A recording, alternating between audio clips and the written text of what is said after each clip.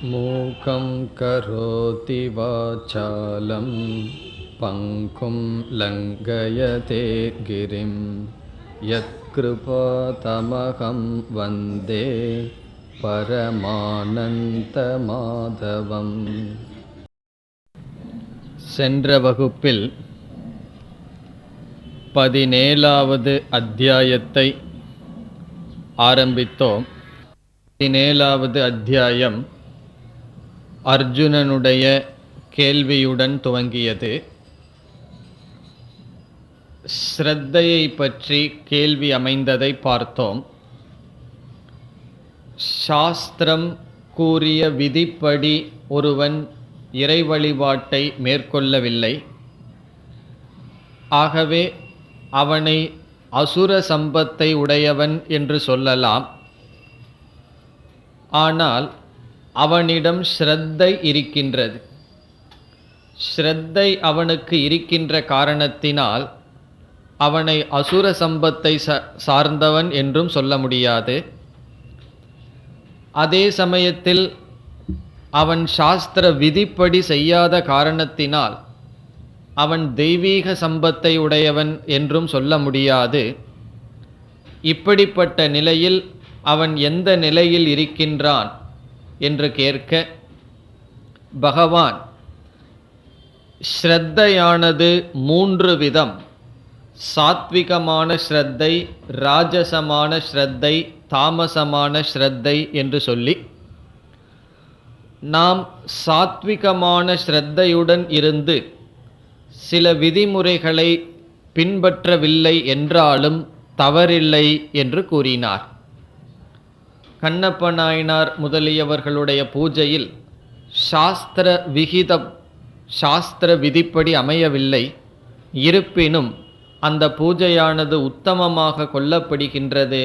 காரணம், அவர்களுடைய ஸ்ரத்தையானது சாத்விகமான ஸ்ரத்தை. பிறகு எதை வைத்துக்கொண்டு நம்மிடம் சாத்விகமான ஸ்ரத்தை இருக்கின்றது என்றும் ராஜசமான ஸ்ரத்தை இருக்கின்றதென்றும் தாமசமான ஸ்ரத்தை இருக்கின்றதென்றும் கண்டுகொள்வது என்றால் 3ஐ பகவான் கூறினார். எப்படிப்பட்ட தேவதையை வழிபடுகின்றோம் என்பதும், எந்த முறையில் வழிபடுகிறோம் என்றும், எப்படிப்பட்ட சங்கல்பத்துடன் வழிபடுகிறோம் என்பதும் நிர்ணயிக்கும். பிரேதங்கள், பேய் முதலியவைகளை வழிபட்டால் அது தாமசம் என்றும், யக்ஷர்களை வழிபட்டால் ராஜசம் என்றும், பிறகு அறிவு, செல்வம் இப்படிப்பட்ட பண்புகளுக்கு ஆதாரமாக இருக்கின்ற இறைவனை வழிபட்டால், தேவதையை வழிபட்டால் சாத்விகம் என்றும் கூறினார். பிறகு வழிபடுகின்ற முறை, வழிபடுகின்ற சங்கல்பம் இவைகளையெல்லாம் கூறியதை சென்ற வகுப்பில் பார்த்தோம். அதற்கு பிறகு நாம் ஆரம்பித்த கருத்து என்னவென்றால், ஆகாரம், யக்ஞம், தபக, தானம் என்கின்ற சொல்லை அல்லது கருத்துக்களை எடுத்துக்கொண்டு இதை பகவான் 3ஆக பிரிக்கின்றார். சாத்விகமான ஆகாரம், ராஜசமான ஆகாரம், தாமசமான ஆகாரம். அதேபோல் யக்ஞம் சாத்விகம், ராஜசம், தாமசம். அதேபோல் தானம், அதேபோல் தவம், இவைகளையெல்லாம் பகவான் பிரித்து பேசுகின்றார். இப்பொழுது அந்த கருத்திற்கு நாம் செல்கின்றோம். சென்ற வகுப்பில் சாத்விகமான ஆகாரம் ஏற்கொள்ளும் உணவு என்ன என்று பார்த்தோம். ஆயுளையும் பலத்தையும் எது அதிகரிக்குமோ அது சாத்விகமான ஆகாரம் என்று பார்த்தோம். இப்பொழுது பகவான் எது ராஜசமான ஆகாரம், உணவு என்று கூறுகின்றார். 9வது ஸ்லோகத்தில் கட்வம் கடு அம்ல லவண உஷ்ண தீக்ஷ்ண ரூக்ஷ விதாகினக என்று முதல் வரியில் இப்படிப்பட்ட உணவு ராஜசமான உணவு என்று சொல்கின்றார். இதையெல்லாம் எதற்கு கூறுகிறார் என்றால், நாம் சாத்விகமான உணவை எடுத்துக்கொண்டு சாத்விகமான மனநிலையை அடைய வேண்டும். ராஜசமான தாமசமான ஆகாரத்தை துறக்க வேண்டும். எனக்கு தாமசமும் ராஜசம் வேணும்னு விரும்பினா செய்யலாம். யாருக்கு சத்துவ குணம் வேண்டும், ஞானம் வேண்டும், மோட்சம் வேண்டும், மன தூய்மை வேண்டும் என்று விரும்புகிறார்களோ அவர்களுக்கு உபதேசம் செய்கின்றார். இப்பொழுது எது ராஜசமான உணவு? கடு என்றால் அதிக கசப்பாக இருப்பது, அம்ல என்றால் அதிக புளிப்புடன் இருப்பது, லவணம் என்றால் அதிக உப்புடன் இருப்பது, உஷ்ணம் என்றால் மிக மிக உஷ்ணமாக சாப்பிடுவது. உதாரணமாக காஃபி, டீ முதலியவர்களை அல்லது பால் இவைகளை அதிக உஷ்ணமாக சிலர் அருந்துவார்கள். இதெல்லாம் ராஜசம். அதற்கு பிறகு தீக்ஷ்ணம் என்றால் காரம், அதிகமாக காரத்தை சேர்த்தி கொள்ளுதல். ருக்ஷம் என்றால் ருக்ஷ என்றால் உலர்ந்தது, ட்ரை, வறண்டு காய்ந்து இருப்பது. விதாகினக என்றால் உடலை எரிப்பதாக இருப்பது. இப்படிப்பட்ட உணவுகள் ராஜசம் என்று பகவான் கூறுகின்றார். இதில் இங்கு சொல்லப்பட்டுள்ள அனைத்திலும் அதிகம் என்பதை புரிந்து கொள்ள வேண்டும். சிறிது காரம் இருக்கலாம், உப்பு இருக்கலாம், புளி இருக்கலாம், இதெல்லாம் இல்லாமல் சாப்பிடணும்னு பகவான் சொல்லவில்லை. இவைகள் அதிகமாக போனால் அது ரஜோகுணத்தை தூண்டும் என்று சொல்கின்றார். பிறகு இவைகளெல்லாம் எதை நமக்கு கொடுக்கும் என்றால் துக்க சோக ஆமய பிரதாகா. சாப்பிடும் பொழுதும் துக்கத்தை கொடுக்கும்.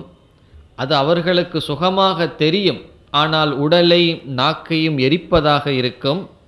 சோகத்தை பிறகு கொடுக்கும், விதவிதமான நோய்களை கொடுக்கும். ஆமயக என்றால் நோய்கள், அந்த நோய்களை கொடுக்கும் உணவு. உண்மையில் நம்முடைய நோய்க்கு குறைவான உணவை சாப்பிட்டதனாலேயோ அல்லது உணவு இல்லாத காரணத்தினாலேயோ நமக்கு நோய் வருவதில்லை. நமக்கு நோய் வருவதற்கு 90% காரணம் அதிக உணவுதான் காரணம்.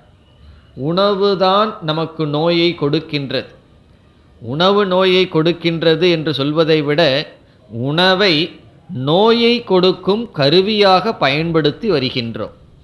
அது ஆரோக்கியத்தை கொடுப்பதற்கும் வாழ்க்கையை வாழ்வதற்கும் பயன்படுத்த வேண்டியது.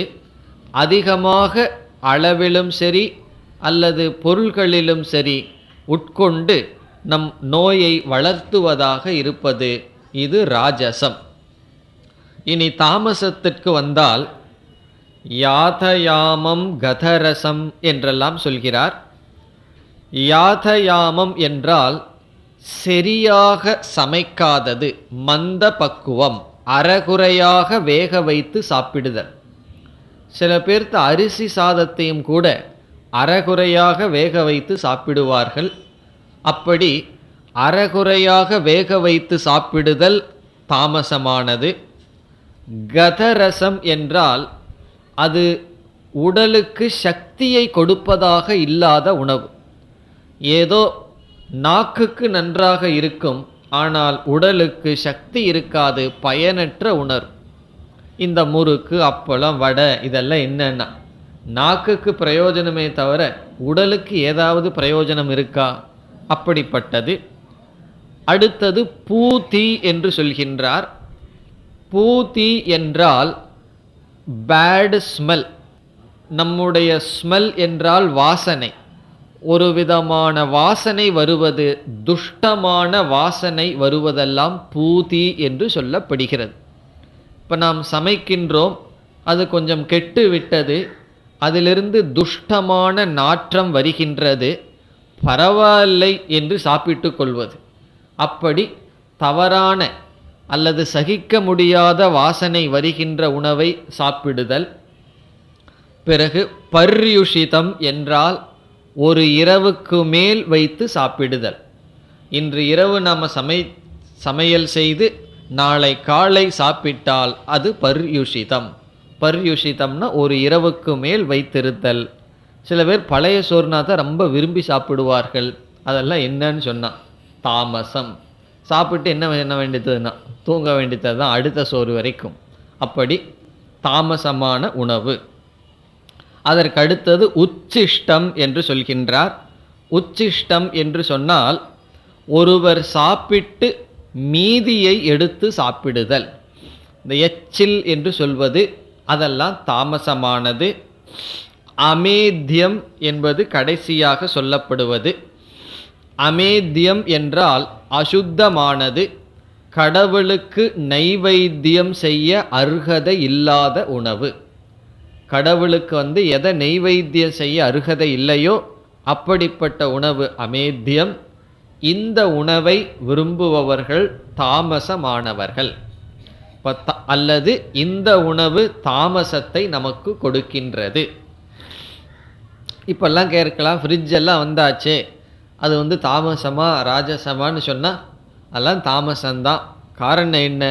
அப்பொழுது சமைத்து நாம் சாப்பிட வேண்டும். அது ஃப்ரிட்ஜில் வச்சாலும் சரி, ஃப்ரிட்ஜில் வைக்காமல் வெளியே வச்சாலும் சரி, ஒரு இரவுக்கு மேல் உணவு இருந்தால் அது தாமசமான உணவு. இதை சாப்பிட்டா என்ன வரும் அப்படின்னு சொன்னால், இதை சாப்பிட்டு தியானமெல்லாம் பண்ணாமல் தூங்கிட்டு இருக்கிற வரைக்கும் இதனுடைய எஃபெக்ட் நமக்கு தெரியாது. யாராவது தியானமெல்லாம் செய்ய வேண்டும், செய்து அதனுடைய பலனை அனுபவிக்கணும்னு ஆசை இருந்து இப்படிப்பட்ட உணவை சாப்பிட்டால் இதனுடைய விளைவு அப்பொழுதுதான் நமக்கு தெரியும்.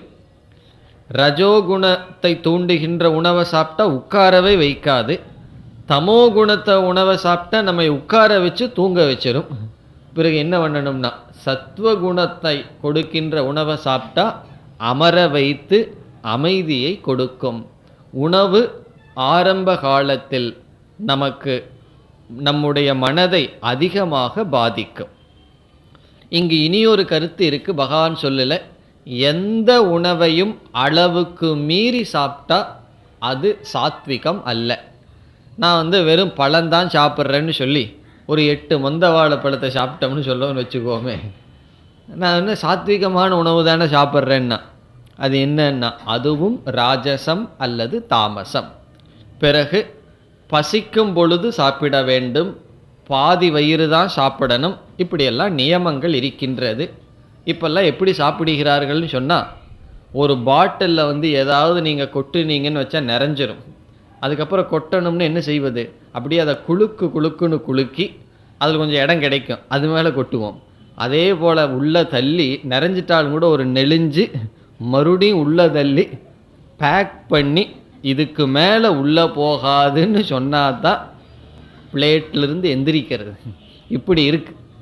ஆனால் சாஸ்திரத்தில் வேறு விதமாக சொல்லியிருக்கு. பாதி வயிறு தான் திருடமான ஆகாரம் போகணும், கால் பகுதி நீர் போகணும், மீதி கால் பகுதி வாயுவினுடைய சஞ்சாரத்திற்கு விடணும். இப்போ என்ன செய்கிறார்கள்? முழு பகுதி திருடமான ஆகாரத்தில் நிரப்பி பிறகு அதற்கு மேலே காஃபியை ஊற்றி செட் பண்ணுறாங்க. செட் பண்ணி நகர முடியாத அளவு இருக்கிறார்கள். இதனால தான் எல்லா நோயும் வருவதற்கு காரணம். எல்லா நோயிலிருந்து நீங்கணும்னு சொன்னால் ஆகார ஒழுக்கம் இருக்க வேண்டும். இனி அடுத்த கருத்துக்கு செல்லலாம். அடுத்த கருத்தானது யக்ஞத்தை பகவான் 3ஆக பிரிக்கின்றார். யக்ஞம்னா இறை வழிபாடு. அது சாத்விகமான யக்ஞம், ராஜசமான யக்ஞம் எது, தாமசமான யக்ஞம் எது என்று சொல்கின்றார். இப்பொழுது 11வது ஸ்லோகத்தில் சாத்விகமான யக்ஞம் என்ன, அதை நம்ம சுருக்கமாக புரிஞ்சுக்கணும்னா கர்மயோகம்தான் சாத்விகமான யக்ஞம். கர்மயோகம் ஒருவர் செய்தால் அதுவே சாத்விகமான யக்ஞம். அதைத்தான் இங்கே பகவான் விளக்குகின்றார். அபலா காங்க்ஷிபிகி யக்ஞக, பலனை எதிர்பார்க்காமல் யக்ஞம் செய்யப்படுவது. விதி திருஷ்டக என்றால் சாஸ்திரத்தில் சொன்னபடி விதிப்படி செய்தல். எஷ்டவ்யம் ஏவ, செய்துதான் ஆக வேண்டும் என்கின்ற உறுதியுடன் மனதுடன் எந்த யஜ்ஞம் செய்யப்படுகிறதோ அது சாத்விகமான யஜ்ஞம். இப்போ சாத்விகமான யஜ்ஞம் என்பது கர்மயோகம். விதிப்படி செய்தல், பலனை எதிர்பார்க்காமல் செய்தல், என்னுடைய கடமை செய்துதான் ஆக வேண்டும் என்று செய்கின்ற இறை வழிபாடு, பூஜை, இவைகளெல்லாம் சாத்விகமான யஜ்ஞம். இனி ராஜசமான யஜ்ஞம் என்றால் அபிசந்தாயது பலம், பலனை எதிர்பார்த்து செய்தல். ஒரு பூஜை, ஒரு யாகம் அல்லது ஒரு வேண்டுதல் அல்லது ஒரு சாதனை எது செய்தாலும் முதலில் பலனை மனதில் கொண்டு செய்தல். அதனால தான் எத்தனையோ புஸ்தகங்களில் முதல்ல பலன் சொல்லியிருக்கும். இவ்வளவு முறை பாராயணம் பண்ணால் இவ்வளவு பலன் சொல்லி அதை பார்த்துட்டு தான் செய்யறது. செய்யும்போதே அதை மனதில் நினைத்து கொண்டு செய்தல். பிறகு தம்பத்திற்காக செய்தல். தம்பம்னு சொன்னால் இந்த யஜ்ஞத்தை நான் செய்யறேன்னு 4 பேர் பார்க்கணும், 4 பேர் பார்த்து அதனுடைய புகழ் நமக்கு வர வேண்டும் என்றெல்லாம் தம்பார்த்தமபிச்ச எது. தம்பார்த்தம் சொன்னால் நாம் இதை செய்யறோம்னு 4 பேரிடம் பகடையடித்து கொள்வது அல்லது 4 பேரிடம் காட்டிக்கொள்வது, அதற்காக செய்வது. பகவானுக்காகவோ பக்திக்காகவோ செய்வதல்ல, பெயருக்காக செய்வது, புகழுக்காக செய்வது. இப்படிப்பட்ட யஜ்ஞத்தை ராஜசம் என்று தெரிந்துகொள். இப்போ பலனை எதிர்பார்த்து செய்தல், அகங்காரத்தை வெளிப்படுத்துவதற்காக செய்யப்படுகின்ற பூஜைகள் அல்லது யாகங்கள், இவைகளெல்லாம் ராஜசம். இனி தாமசமான யஜ்ஞம் என்றால் என்ன? அதை பகவான் கூறுகின்றார். விதிஹீனம். சாஸ்திரத்தில் என்னென்ன விதி நியமங்கள் சொல்லியிருக்கோ அவைகளை பின்பற்ற மாட்டார்கள். அவர்களுக்கு என்ன சௌகரியமோ அதை பின்பற்றி பூஜை அல்லது யாகங்கள் செய்வார்கள். அந்த யாகம் செய்து வைக்கிறவர்கிட்டே சொல்லி விடுவார்கள், 20 நிமிஷத்தில் முடிச்சிடணும்னு சொல்லி விடுவார்கள். அவர்களுக்கு அதை விட சந்தோஷமாக போகும், 15 நிமிஷத்துலேயே முடிச்சிடறேன்ட்டு போவார்கள். யாராவது 25 நிமிஷம் 30 நிமிஷம் பண்ணால் அவர் சரியில்லை, நம்ம பேச்சுக்கு சரிப்பட்டு வரமாட்டேங்கிறார். காரணம் அவர் ஒழுங்காக பண்ணியிருப்பார். இப்போ யார் நம்மளை ஏமாற்றுகிறார்களோ அவர்கள் மேல் தான் நமக்கு பற்று, அவர்களுக்கு அது சௌரியம். ஏன்னா இதே போல் 4 வீட்டில் செஞ்சு வச்சுட்டு வரலாமே ஒரே நாளில். அப்படி விதி இல்லாத யஜ்ஞங்கள்.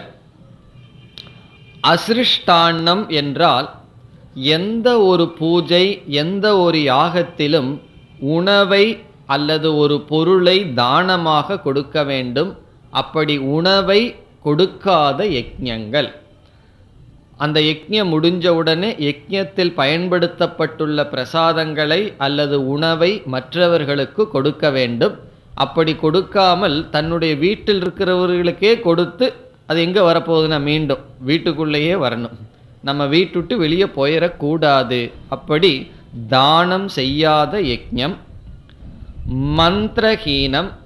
அங்கே மந்திரத்தை எல்லாம் ஒழுங்காக சொல்லாமல் விட்டு விடுதல். காரணம் என்னன்னா கவனக்குறைவினால், ஸ்ரத்தை இல்லாததனால். அதக்ஷிணம். தட்சிணை கொடுக்காத யாகங்கள். அல்லது தட்சிணை கொடுத்தாலும் தாத்தா காலத்தில் கொடுத்த அந்த 25 பைசாவையே வச்சு ஒரு வெத்தலை வேலை வச்சு கொடுத்துட்றது. அவங்கெல்லாம் என்ன செய்வார்கள் கேட்டால் என்ன சொல்வார்கள்? அவர்களெல்லாம் ரொம்ப காசுக்கு ஆசைப்படுகிறார்கள்னு சொல்லுவார்கள். அவர் அதே தட்சிணையை கொடுக்கறது அல்லது ஒரு நமஸ்காரம் போட்டு நீங்கள் நல்லா செஞ்சு வச்சிங்க அப்படின்னு அனுப்பிச்சி வச்சிடுறது.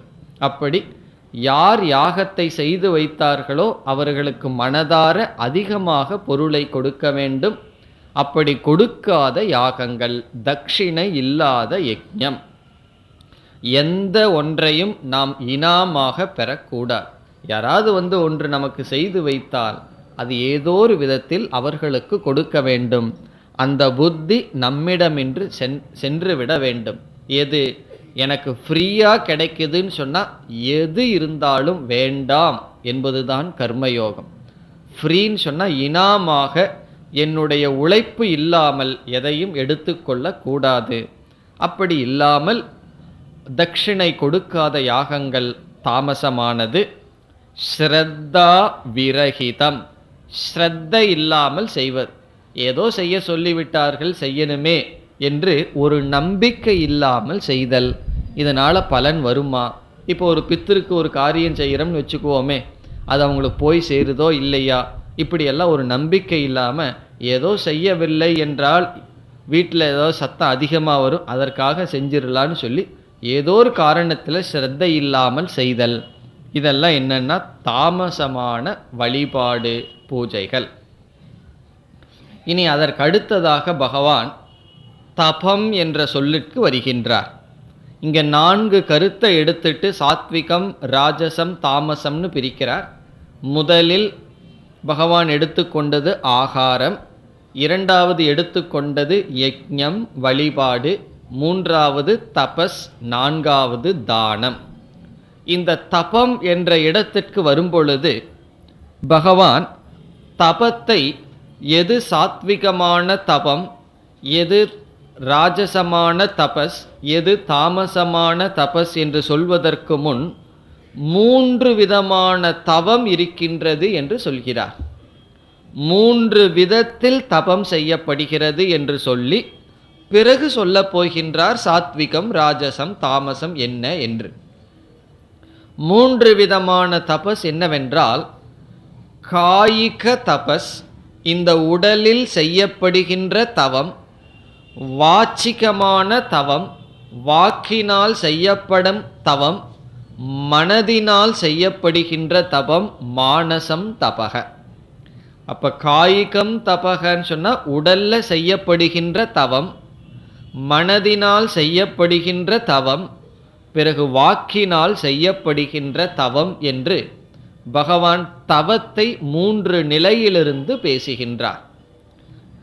காயிகம் தவம் என்றால் என்ன, அதை இங்கு பகவான் கூறுகின்றார். தேவ த்விஜ குரு பிராக்ஞ பூஜனம். இந்த உடல் அளவில் இறைவனுக்கும் ஞானிகளையும் குருவையும் பெரியோர்களையும் வழிபடுதல், வணங்குதல், அது ஒரு விதமான தபம். தேவன் சொன்னா விதவிதமான கடவுள்களை, தேவதைகளை, அறிவு வேணும்னு சொன்னா சரஸ்வதி, பொருள் வேணும்னு சொன்னா லக்ஷ்மி, வீரம் வேணும்னு சொன்னா அதற்கு தகுந்த கடவுள் என்று விதவிதமான தேவதைகளை வழிபடுதல், உடலளவில் பூஜை செய்தல், உடலளவில் வழிபடுதல். த்விஜக என்றால் ஒழுக்கமுள்ள பிராமணர்களை வணங்குதல். குரு என்றால் நமக்கு குருவாக இருப்பவர்களை வணங்குதல், பூஜை செய்தல். பிறகு பிராக்ஞக என்றால் நமக்கு குருவாக இருக்கிறாரோ இல்லையோ ஒரு ஞானியை, பெரியவர்களை வணங்குதல். நம்ம குருவையும் வணங்குகின்றோம், அல்லது நமக்கு உபதேசம் செய்யாமல் இருந்திருப்பார்கள், அல்லது ஞானிகளாக இருப்பார்கள், அவர்களை வணங்குதல். இவர்களையெல்லாம் உடலளவில் வணங்குதல், வழிபடுதல், ஷரீரம் காயிகமான தபஸ். இனி அடுத்ததாக சௌச்சம். சௌச்சம் என்றால் தூய்மை, உடலையும் சுற்றுப்புறத்தையும் தூய்மையாக வைத்து கொள்ளுதல். இதெல்லாம் சாதாரணமான விஷயம், அதையும் பகவான் சொல்றார். ஏன்னா அதில் தானே சில பேர் கவனம் இல்லாமல் இருக்கிறார்கள். உடலை தூய்மையாக வைத்து கொள்ளுதல், ஆடை, பிறகு வீட்டில் மற்ற சூழ்நிலைகளை உடலளவில் தூய்மைப்படுத்த வேண்டிய தூய்மை, அதை பகவான் காயிகம் அல்லது ஷாரீரம் தபக, உடலினால் செய்யப்படுகின்ற தவமாக சொல்கின்றார். அதற்கு பிறகு ஆர்ஜவம். ஆர்ஜவம் என்றால் எதை நினைக்கின்றோமோ அதையே சொல்ல வேண்டும், எதை சொல்கின்றோமோ அதையே செய்தல். ஆகவே இது 3 தபசுக்கும் பொதுவாக வரும். இப்போ ஆர்ஜவம் சொல்லும் பொழுது உடலில் நாம் சொன்னபடி செய்தல். சில பேர்த்துக்கு நம்ம சொல்லிடுவோம், செய்யும் பொழுது சோம்பலினால் பரவாயில்ல நம்ம சொல்லிட்டா என்ன செய்ய வேண்டான்னு செய்யாமல் விட்டு விடுவார்கள். அதாவது நான் உங்களுடைய வீட்டுக்கு இந்த நேரத்துக்கு வர்றேன், இந்த உதவியை உங்களுக்கு செய்கிறேன்னு சொல்வார்கள். அப்படி சொல்லும்போது உடல் ரொம்ப பிரிஸ்காக இருக்கும், நல்லா ஃப்ரெஷ்ஷாக இருக்கும். சொல்லி அந்த எந்த நேரத்துக்கு போகணுமோ அப்போ கொஞ்சம் டயர்டாயிரும், சோம்பல் வந்துடும். பிறகு என்னென்ன சரி போகாட்டி என்ன என்று நாம் விட்டு விடுவோம். காரணம் என்னன்னு சொன்னால் நம்முடைய வாக்கை நாமளே மதிப்பதில்லை, இந்த உடலில் வர்ற சோம்பல் என்ற காரணத்தினால். அப்படி இல்லாமல் நம்ம என்ன சொன்னமோ அதை காப்பாற்றுவது ஆர்ஜவம். உடலில் செய்யப்படுகின்ற தபஸ். அதற்கு பிறகு பிரம்மச்சரியம், ஒழுக்கமாக வாழ்தல். அடுத்தது அஹிம்சா, உடலளவில் எந்த ஜீவராசியையும் துன்புறுத்தாமல் இருத்தல். இந்த உடல்ல துன்புறுத்தக்கூடாது. எல்லாம் குழந்தையா இருக்கும்போது ஒருத்தரை அடிச்சுக்கலாம். சில பேர் பெருசானாலும் கூட வீட்டில் இருக்கிற குழந்தைகளை அடிப்பார்கள், அல்லது வீட்டில் வேலை செய்பவர்களை அடிப்பார்கள். அப்படி உடலில் மற்றவர்களை துன்புறுத்துதல் அது ஹிம்சை. அப்படி இல்லாமல் இருத்தல். குழந்தைகளை பெற்றோர்கள் பல முறை அடிக்கிறார்கள். அதுக்கு காரணம் உண்மையில் சிந்திச்சு பார்த்தா குழந்தையினிடம் இருக்கின்ற பெரிய தப்பு இல்லை, இவர்களுக்கு பொறுமை இல்லாத காரணம். இவர்களுக்கு பொறுமை இருந்தால் அதே தப்பை குழந்தை செய்யும்போது பேசாமல் மிரட்டியோ அல்லது ஏதாவது செய்து விடுவார்கள். அதே தப்பை குழந்தை செய்யும்போது ஒரு சமயத்தில் அடிக்கிறார்கள், ஒரு சமயத்தில் அடிக்கவில்லைன்னு இது எதை குறிக்கின்றது? அவர்கள் பொறுமை இழக்கும் பொழுது அது பெருசா தெரியுது, குழந்தைகளை அடிக்கிறார்கள். அதெல்லாம் மிகவும் தவறானது. அப்படி செய்யக்கூடாது. ஏன்னா இந்த எக்ஸாம் வந்துடுதுன்னு சொன்னால் குழந்தைகள் அடின்னு அடித்து அதில் பாதி மைண்டு அவங்களுக்கு குழப்பி நல்ல மார்க் வாங்கிறதையும் கெடுக்கிறது யாருன்னா பெற்றோர்கள் தான். காரணம் என்னன்னு சொன்னால் ஒரு பயம் அல்லது அதிகமான பாசம். அதனால் என்ன ஆகுதுன்னு சொன்னால் அந்த குழந்தைக்கும் ஹிம்சை, இவர்களுக்கும் பாவம். ஆகவே இங்கு பகவான் சொல்றார், ஷரீரத்தினால் யாரையும் துன்புறுத்தாமல் இருத்தல். ஷாரீரம் தபக, இது உடலினால் செய்யப்படுகின்ற தவம். இனி வாக்கினால் செய்யப்படுகின்ற தவம் என்ன? இதுதான் நமக்கு ரொம்ப முக்கியம். இந்த தவத்தை தான் ரொம்ப பேர் செய்யாமல் இருக்கிறார்கள். என்னென்னு பார்ப்போம். அனுத்வேககரம் வாக்கியம்.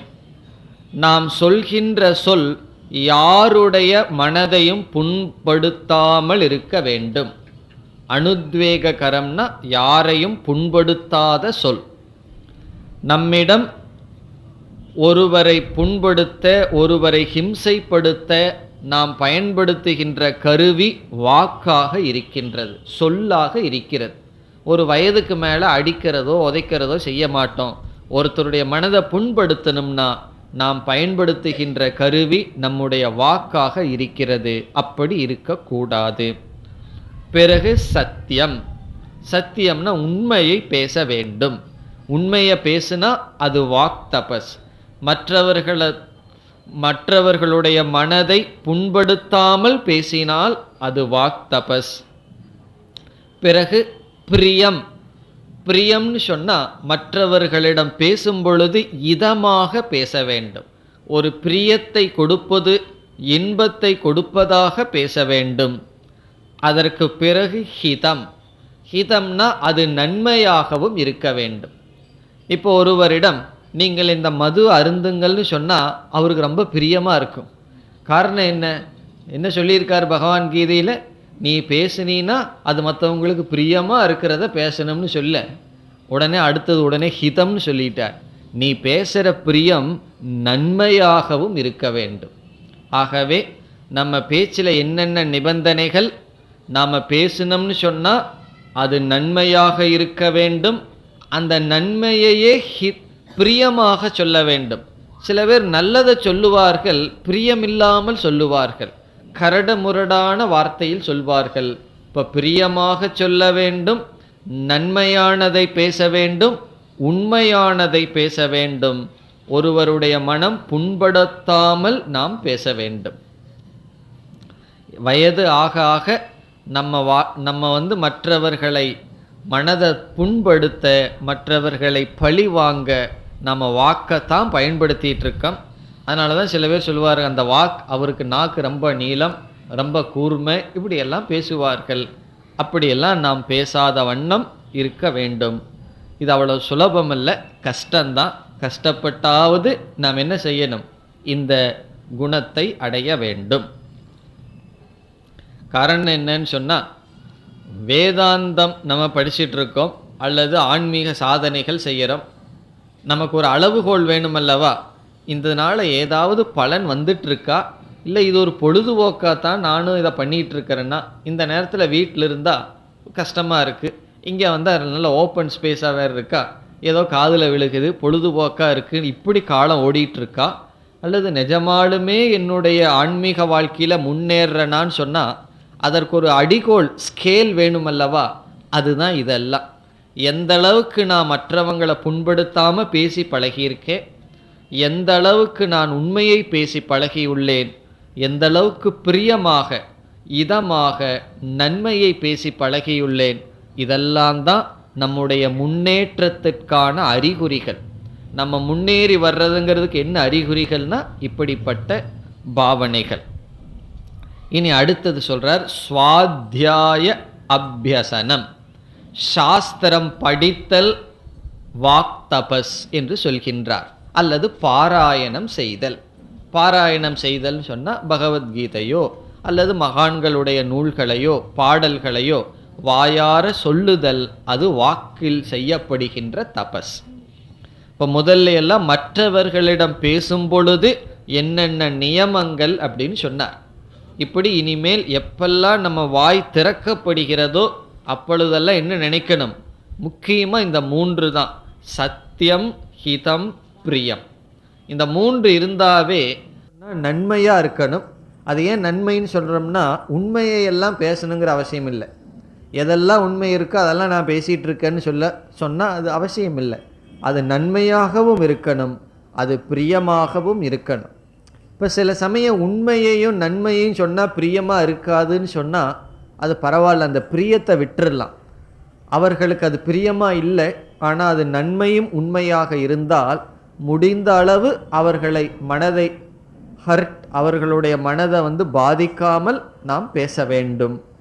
பிறகு சாஸ்திரத்தை படித்தல், ஓதுதல், மற்றவர்களுக்கு எடுத்து சொல்லுதல், இவைகளெல்லாம் வாக் தபஸ், வாங்மயம் தபக என்று பகவான் சொல்கிறார். இனி மானசமான தபஸ் என்ன, மனசில் செய்கிற தபஸ் என்ன, உடலில் செய்கிற தபஸ் என்னன்னு பார்த்தோம், வாக்கில் செய்கிற தவம் என்ன என்று பார்த்தோம். இனி மனதினால் செய்யப்படுகின்ற தவம் மனப்பிரசாதம், மனதை அமைதியாக வைத்து கொள்ளுதல். எப்பொழுது பார்த்தாலும் சஞ்சலமாக இல்லாமல் மனதை அமைதியாக வைத்து கொள்ளுதல். பிறகு சௌமியத்துவம் என்றால் மற்றவர்களிடம் மற்றவர்களுடைய மனதை நாம் புரிந்து கொண்டு மற்றவர்களுடைய சொல்லினாலும் செயலினாலும் பாதிக்காமல் மென்மையாக நடந்து கொள்ளுதல் சௌமியத்துவம், ஜென்டில்னஸ் என்று சொல்வது. மற்றவர்களுடைய உணர்வை புரிந்து கொள்ளுதல் என்று பொருள். இப்போ ஒருவர் இருந்தார்னு சொன்னால் அவருடைய மனநிலை என்ன, சூழ்நிலை என்ன என்பதை நம்ம புரிந்து கொள்ள வேண்டும். அந்த அறிவு நமக்கு இருக்கணும். இப்போ ஒருவர் வீட்டுக்கு நம்ம போகிறோம், பேசிகிட்டே இருக்கோம், அவரிடம் ஏதோ பேசிகிட்டு இருக்கோம், அவருக்கு ஒரு முக்கியமான காரியம் இருக்குது, அவரிடம் நீங்கள் போங்கன்னு எப்படி சொல்லுவார்? 2 முறை வாட்சை பார்க்குறாருன்னு வச்சுக்குவோமே, அதை நம்ம புரிஞ்சுக்கணும். ஓ, அவருக்கு ஒரு கஷ்டமான சூழ்நிலை இருக்குது, வெளியே போக வேண்டிய ப்ரோக்ராம் இருக்குது, நம்ம திரும்பி வந்துடணும், இனியும் பேசிகிட்டே இருக்கக்கூடாது அப்படின்னு வந்துவிட வேண்டும். இது என்னன்னு சொன்னால் ஒரு விதமான சென்சிட்டிவ், அந்த சூழ்நிலையை புரிந்து கொள்ளுதல். அல்லது புரிந்து கொள்ளாமையே மக்கு போல சில பேர் இருப்பார்கள், அவங்கள சொல்லணும், சரிப்பா நீ போ, நான் கொஞ்சம் வெளியே போகணும் அப்படின்னு சொன்னாதான், இல்லைனாலும் கூட இதப்பா ஒரு 5 நிமிஷம் கழித்து போகிறேன்னு சொல்லி பேசிட்டு போவார்கள். அது ஒரு விதமான மந்த நிலை. சில பேர் புரிந்து கொள்வார்கள், அவன் வாட்சை பார்த்தோன்னே என்னை போன்னு சொல்கிறான்னு புரிந்து கொண்டு பிறகு அவர்கள் மீது கோபம் வரும். அவர்களுடைய மனதை புரிந்து கொள்ள மாட்டார்கள். காரணம் என்ன? என்னை விரட்ட விரும்புகின்றான்னு தப்பாக நினைத்து கொள்வார்கள். அப்படி நினைக்காத மனம், அப்படி நினைக்காத அறிவு, மனதில் சரியாக புரிந்து கொள்ளுதல், அமைதியாக வைத்தல். பிறகு அடுத்தது மனதில் செய்கிற தபஸ் என்னவாம்? மௌனம், மௌனமாக இருத்தல். பொதுவாக மௌனம்ங்கிறத நம்ம வாக் தபஸாக பேசுவது வழக்கம். ஆனால் இங்கே கீதையில் பகவான் மௌனத்தை மனதில் செய்கிற தபஸாக சொல்கிறார். இது உண்மைதான், ஆழ்ந்து சிந்திச்சு பார்த்தா இது உண்மைதான். வாக்கில் பேசாமல் இருக்கிறது மௌனம் அல்லவா? நம்ம வந்து இன்றைக்கி மௌனம்னு சொல்லிட்டு மனசை பார்த்தோம்னா ரொம்ப பேசியிருப்போம், யாருக்கிட்டையாவது மனசுலேயே பேசிக்கொண்டு இருப்போம். ஒரு ஆளை மனசில் நினச்சி அவங்ககிட்ட பேசிக்கொண்டே இருப்போம். இங்கே பகவான் மௌனம்னு சொன்னால் மனதிற்குள் பேசாமல் இருத்தல். நம்ம மனதுக்குள்ளேயே எதையாவது போட்டு அசை போட்டு கொண்டு இருப்போம், அது மௌனம் என்று சொல்கின்றார். இப்போ மௌனம்ங்கிறது வாக்கு மௌனமும் இருக்குது, அதையும் மௌனம்னு சொல்லலாம். வேற இடங்கள்ல எல்லாம் வாய் பேசாமல் இருத்தலையும் மௌனம் என்று சொல்வார்கள். ஆனால் இந்த இடத்துல பகவான் மனம் பேசாமல் இருத்தலை மௌனம் என்று சொல்கின்றார். ஆத்ம வினிகிரக என்பது அடுத்த சாதனை. ஆத்ம வினிகிரக என்றால் சமக என்ற சாதனை, மனக்கட்டுப்பாடு. மனதை வந்து தேவையற்ற விஷயங்களில் செல்லாமல் கட்டுப்படுத்தி இருப்பது ஆத்ம வினிகிரக. அடுத்தது பாவ சம்சுத்திகி. பாவ சம்சுத்திகி என்றால் மனதில் நல்ல குணங்களை வைத்திருத்தல். இப்போ தீய குணங்கள் எல்லாம் மனசில் இருக்குது, பொறாமைப்படுதல், பிறகு கோபப்படுதல், நயவஞ்சகமாக இருத்தல், ஏமாற்றுதல், இப்படிப்பட்ட குணங்களெல்லாம் மனசில் சுபாவமாக இருக்குது. இப்படியெல்லாம் இல்லாமல் மனதை தூய்மையாக வைத்து கொள்ளுதல், நல்ல குணங்களை வைத்து கொள்ளுதல். சம்சுத்தி என்றால் தூய்மை, பாவ சம்சுத்தி என்றால் மனதினுடைய தூய்மை, மனதை தூய்மையாக வைத்து கொள்ளுதல், அசுத்தம் இல்லாமல் பார்த்து கொள்ளுதல்.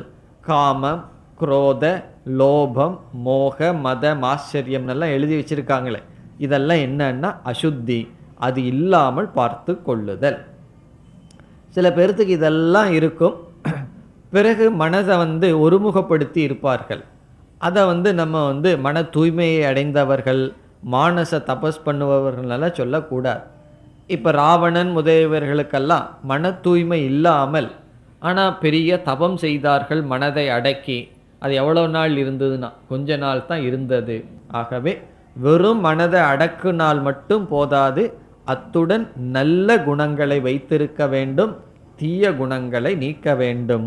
இவைகளெல்லாம் என்னன்னா மனதில் செய்யப்படுகின்ற தபஸ். இவ்விதம் மனதினால் செய்யப்படுகின்ற தவம், வாக்கினால் செய்யப்படுகின்ற தவம், உடலினால் செய்யப்படுகின்ற தவம் என்று 3 விதமான தவத்தை பகவான் இங்கு பேசினார்.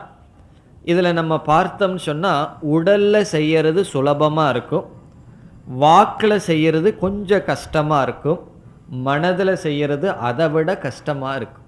அதனால் நம்ம எதில் ஆரம்பிக்கணும்னா காயிக தபஸில் ஆரம்பித்து, பூஜையில் ஆரம்பித்து, பேச்சில் ஒழுக்கத்தை கொண்டு வந்து, பிறகு மனதில் சிந்தனையில் ஒழுக்கத்தை கொண்டு வர வேண்டும். இப்போ உடல், சொல், சிந்தனை, இது படிப்படியாக இதை முறைப்படுத்துதல், இதில் ஒழுக்கத்திற்குள் கொண்டு வருதல், இது 3 விதமான தபஸ். அதாவது கரணத்தினுடைய அடிப்படையில் பகவான் தபஸை 3ஆ பிரித்து சொன்னார். இனி குணத்தினுடைய அடிப்படையில் சொல்ல போகிறார். எது சாத்விகமான தபஸ், எது ராஜசமான தபஸ், எது தாமசமான தபஸ். இந்த தபஸையே 3ஆ சொல்ல போகிறார், ராஜசம், தாமசம், சாத்விகம்னு சொல்லி. இதுவரைக்கும் பகவான் சொன்னது எப்படிப்பட்ட தபஸ், எந்த கருவியில் செய்கின்ற தபஸ்னு 3ஆ பிரித்தார். இனி எது சாத்விகமான தபஸ்? ஸ்ரத்தையா பரையா தப்தம், ஸ்ரத்தையுடன் செய்கின்ற தவம். நம்ம என்ன தவம் செய்கிறோமோ அது நம்பிக்கையுடன் செய்ய வேண்டும். இது கண்டிப்பாக பலனை கொடுக்கும் என்ற நம்பிக்கையுடன் செய்வது. பிறகு பலனை எதிர்பார்க்காமல் செய்வது, எந்த பலனும் எனக்கு வேண்டாம் என்று செய்கின்ற தபம் சாத்விகமான தபம். பிறகு எந்த பலனும் வேண்டான்னு என்ன அர்த்தம்னா, மன தூய்மையை தவிர மோட்சத்துக்கு தகுதியாக வேண்டும் என்பதை தவிர வேறு எந்த பலனையும் எதிர்பார்க்காமல் இருத்தல்.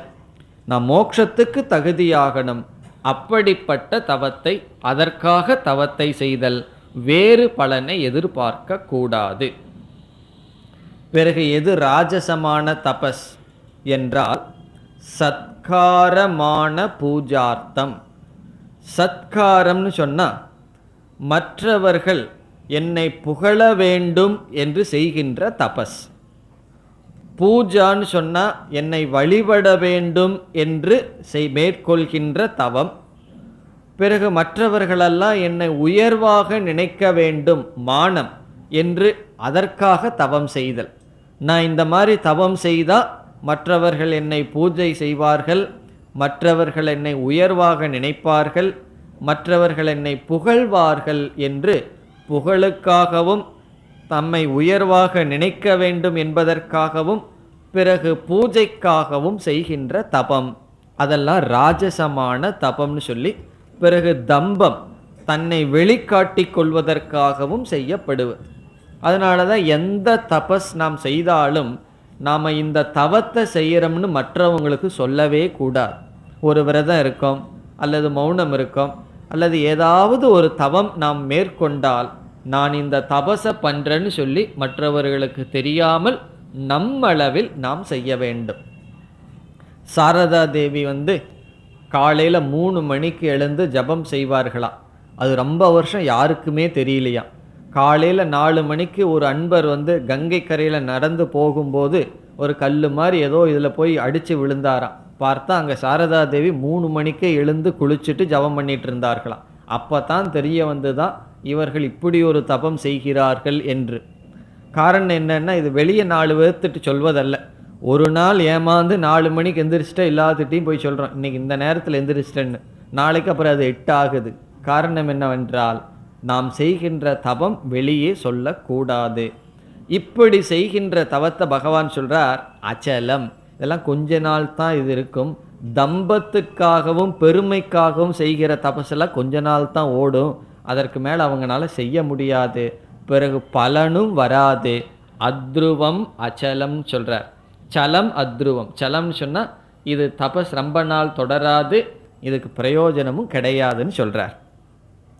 இனி எது தாமசமான தபஸ்ன்னு சொன்னால் மூட கிராகேன ஆத்மனோ, எது மூடத்தனத்தினால் செய்யப்படுகின்ற தபஸ், தனக்கு தனக்குத்தானே அழிவை தேடிக்கொள்கின்ற தபஸ்.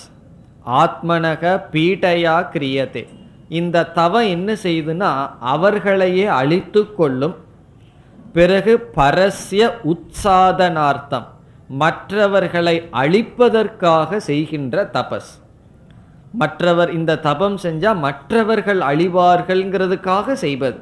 இப்போ மற்றவர்களை அழிப்பதற்காகவும் தன்னையே துன்புறுத்தியும், மற்ற தவங்களில் தனக்கு சில கஷ்டங்கள் வரலாம், இங்கே அதிகமாக தன்னை துன்புறுத்தி கோரமாக செய்யப்படுகின்ற தபஸ் தாமசம் என்று சொல்லப்படுகின்றது என்று. இதெல்லாம் முக்கியமாக என்னன்னா பாவனை, சரியான பாவனையில் இருக்கணும். அப்படி ஒழுங்கான பாவனையில் செய்யப்பட்டால் அது சாத்விகம், புகழுக்காக செய்யப்பட்டால் ராஜசம், மற்றவர்களுடைய அழிவுக்காக செய்யப்பட்டால் தாமசம். இனி கடைசியாக தானம் என்ற கருத்திற்கு பகவான் வருகின்றார். இங்கே 4 எடுத்துட்டு சொன்னார். 1 ஆகாரம், 2 யஜ்ஞம், 3வது தபம், 4வது தானம். தானத்தையே 3ஆ பிரிக்கிறார். சாத்விகமான தானம், ராஜசமான தானம், தாமசமான தானம். தானமே செய்யாத ஆளுகள் இருக்கு. அப்படி செய்யற ஆளுகளையே பகவான் 3ஆ பிரிக்கிறார்.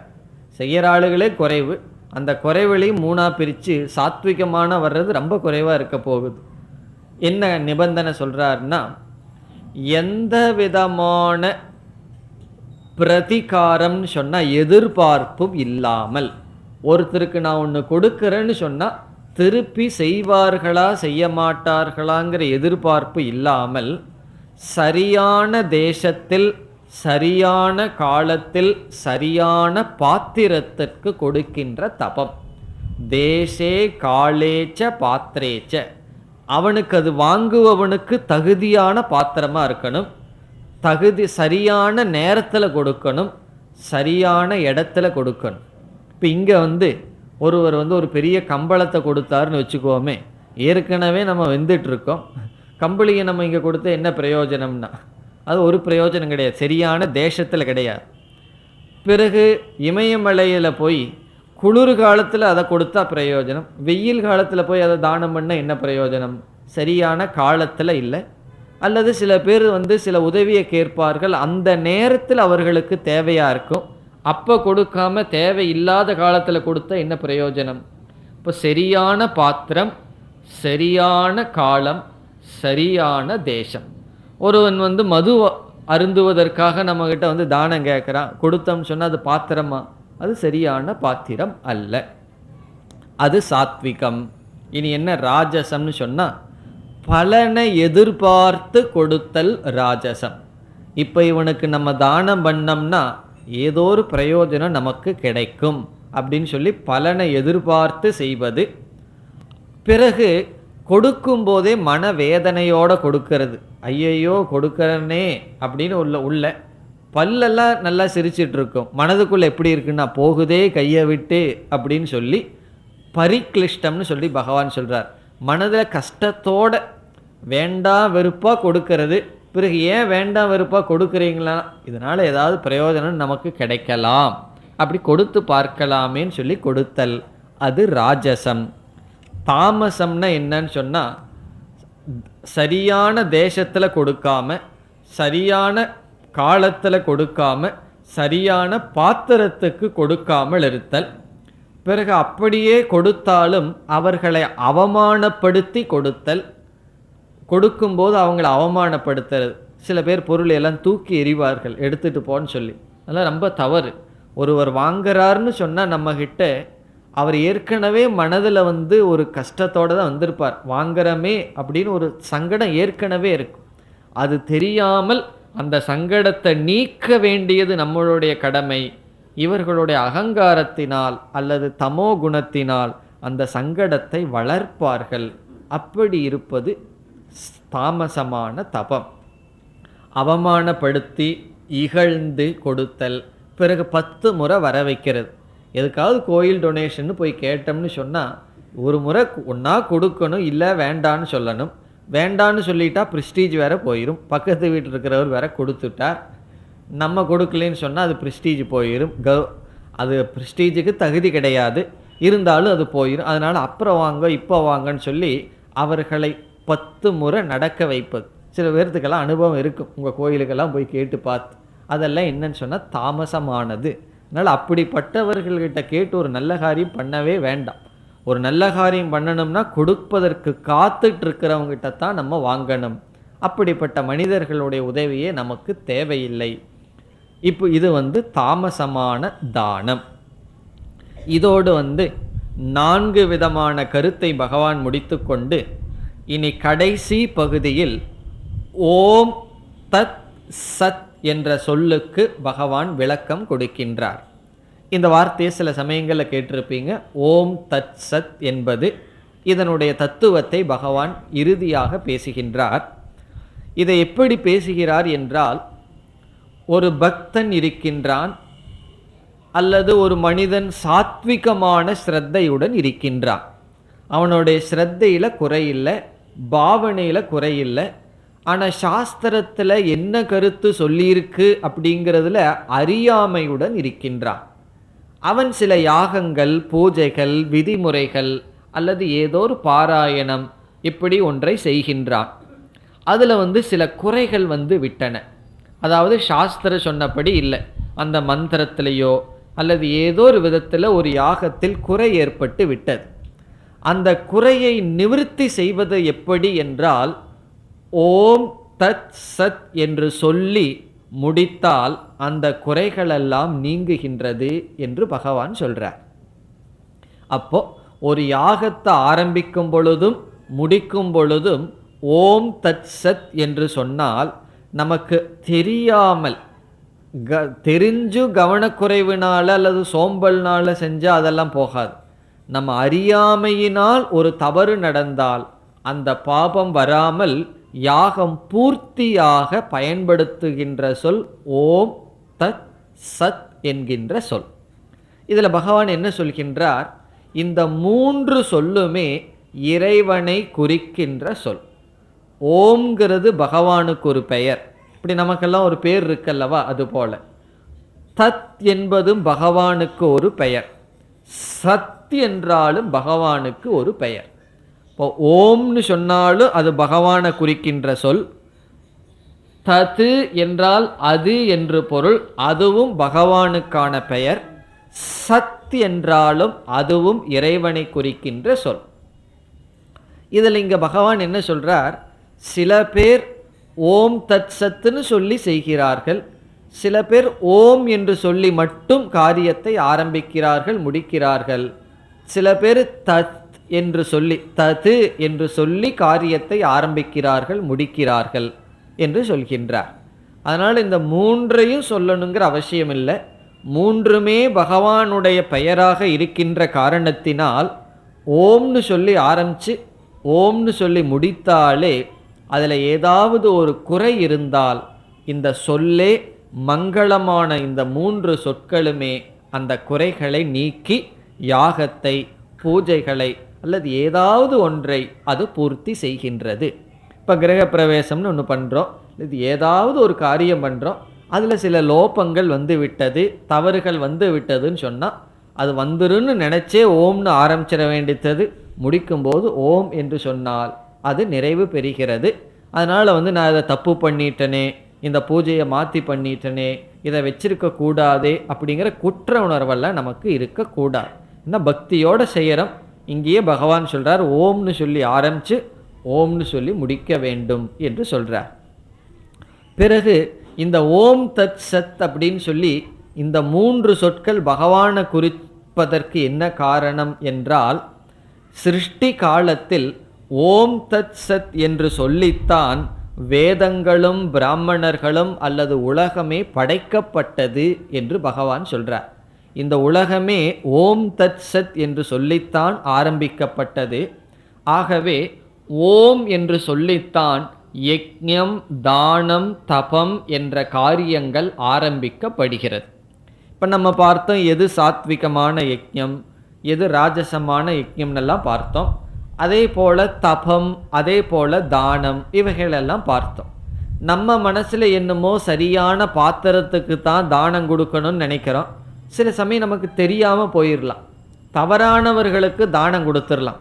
ஏன்னா பிச்சைக்காரனாக வர்றவன் கையில்லாமல் வர்ற மாதிரி தெரியலாம், கையை மறைச்சி வச்சுருந்தான்னு வச்சுக்கோமே, அப்போ அது சரியான பாத்திரம் இல்லை, தப்பான பாத்திரத்துக்கு கொடுத்துட்டோம். என்ன செய்கிறதுனா, இந்த ஓம்னு சொல்லி நாம் இந்த மாதிரி காரியத்தை செய்தால், நாம் அறியாமையினால் செய்திருந்தால் அந்த தோஷமானது நீங்குகின்றது. ஆகவே என்ன சொல்கிறார் பகவான், யக்ஞம், தானம், தபம் என்ற கிரியைகள், செயல்கள் ஓம் என்று சொல்லி சிலர் ஆரம்பிக்கின்றார்கள். சிலர் பலனெல்லாம் எதிர்பார்க்காமல் மோட்சத்தை விரும்புபவர்கள் தது என்று சொல்லி காரியத்தை, கர்மயோகத்தை ஆரம்பிக்கின்றார்கள் என்றெல்லாம் சொல்றார். பிறகு கடைசியில் ஓம்ங்கிற சொல்லுக்கும் பகவான் அர்த்தம் சொல்லலை, ததுங்கிற சொல்லுக்கும் பொருள் சொல்லவில்லை. அது இறைவனை குறிப்பது, அதை சொல்லி யாகம் செய்தால் அல்லது யக்ஞம், தான, தபம்ங்கிற கர்மம் செய்தால் அதில் குற்றம் நீங்குகின்றதுன்னு சொன்னார்.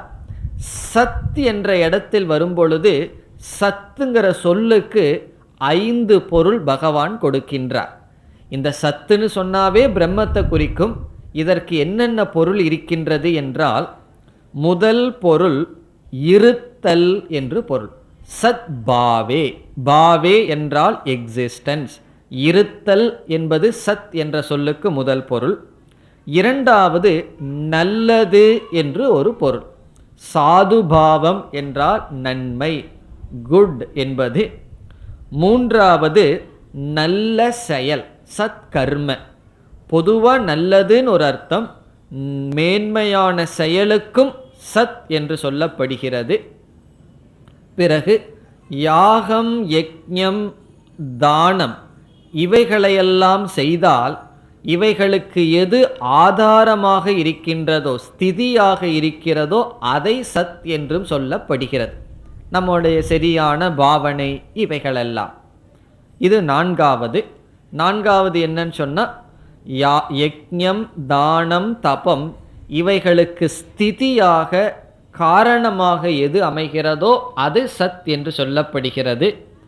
நான்காவதாக இறைவனுக்காக செய்யப்படுகின்ற அனைத்து கர்மங்களும் சத் என்று சொல்லப்படுகிறது. இப்போ இருத்தல்ங்கிற ஒரு அர்த்தத்திலையும், இரண்டாவதாக நல்லது என்ற அர்த்தத்திலையும், மூன்றாவதாக நல்ல செயல் என்ற பொருளிலும், நல்ல செயல்னா நல்ல தானம் பண்ணுறது, யாகம் பண்ணுறது முதலிய செயல்கள், பிறகு யக்ஞதான தபம் இவைகளுக்கு ஆதாரமாக இருக்கின்றது என்ற அர்த்தத்திலையும், இறைவனுக்காக எதை செய்தாலும் அது சத் என்று 5 பொருள் சத் என்ற சொல்லுக்கு சாஸ்திரத்தில் இருக்கிறது என்று சொன்னார். என்று சொல்லி கடைசியில் என்னன்னா, ஓம் தத் சத் என்பது பகவானை குறிக்கின்ற பெயர். அது ஒரு மங்களமான பெயர்.